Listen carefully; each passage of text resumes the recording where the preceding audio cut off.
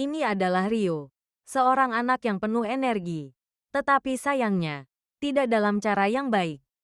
Ia suka berbuat onar, mengganggu teman, mengabaikan aturan, dan membuat orang lain kesal.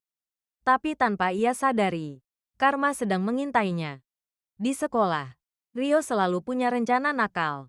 Suatu hari, ia berpikir akan sangat lucu jika mengerjai gurunya. Ia meletakkan bantal kentut di kursinya, menunggu saat di mana ia bisa tertawa puas.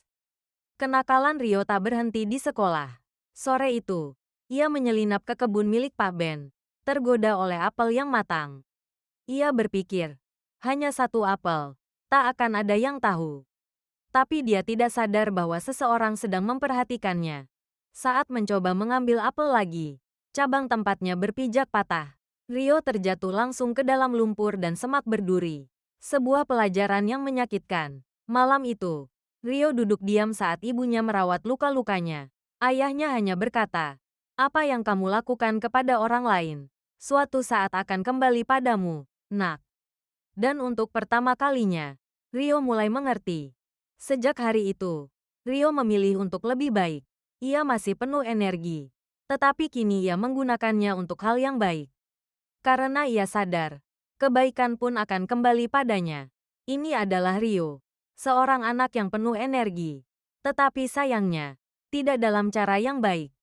Ia suka berbuat onar, mengganggu teman, mengabaikan aturan, dan membuat orang lain kesal. Tapi tanpa ia sadari, karma sedang mengintainya.